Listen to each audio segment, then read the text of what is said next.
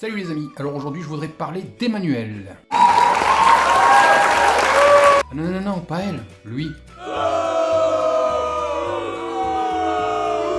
Oh le pauvre.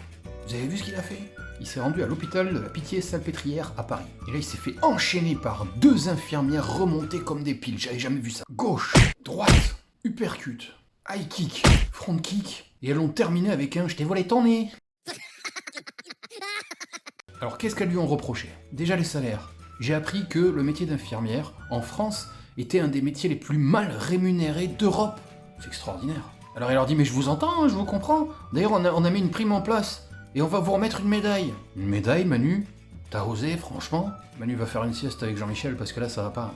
Ça se voit. Après, je dis, oui, mais comment ça se fait que moi, par exemple, mon masque, il est périmé depuis 2001? Comment on fait? Avec quoi je peux bosser? Il dit, oui, mais ah bon? On savait pas? Mais c'est quoi? C'est masque chirurgical? Ah, il faut prendre du FFP2. Ah oui, ah, c'est ça qu'on aurait dû prendre en fait. Bon, bah, on va le noter sur la liste des courses. Hein. Tiens, Edouard, note masque FFP2.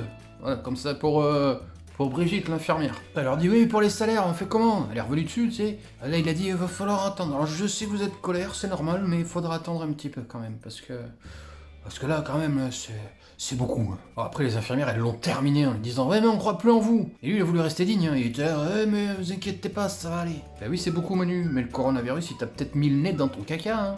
Parce que ça fait un petit moment qu'elles gueulent, les infirmières. Et pas que les infirmières d'ailleurs, le secteur médical tout entier, il part à volo. Donc qu'est-ce que tu proposes? On s'en bat les couilles, on s'en bat les couilles, on s'en bat les couilles, on s'en bat les couilles, on s'en bat les couilles, on s'en bat les couilles, on s'en bat les couilles, on s'en bat les couilles, on s'en bat les couilles, on s'en bat les couilles, couilles, on s'en bat les couilles, on s'en bat les couilles, on s'en bat les couilles, on s'en bat les couilles, on s'en bat les couilles, on s'en bat les couilles. Et encore là je te fais les grandes lignes de la vidéo, faut aller la voir, elle est magique, je vous le conseille. Donc je m'adresse à ces 2 infirmières, je vous aime. Bravo. Des bisous, des câlins, des choux, des cailloux, des genoux, et tout. Sinon, des nouvelles de Jean-Michel Blanquer? Jean-Mich-Mich, l'homme à la tête de pouce. Envoie un texto, Jean-Mich, parce que moi je me fais du souci. Après, si t'es parti à la sieste, profites-en. Termine là, et après tu reviens. Sinon, pour parler un peu de foot, Gérard Rouillet, 72 ans, lui aussi il est fatigué, le pépère. Il a dit dans une interview que l'OM, le Paris Saint-Germain et l'État se sont mis d'accord sur l'arrêt du championnat pour que l'Olympique Lyonnais n'aille pas en Ligue des Champions. Ça va pas fort, hein. Entre Jean-Michel Aulas et Gérard Rouillet, l'Olympique Lyonnais le tient sur Muppet Show. GG, Jean-Mich. J'ai entendu dire que le Paris Saint-Germain était sur le point de recruter Jason Bourne et le Dr House.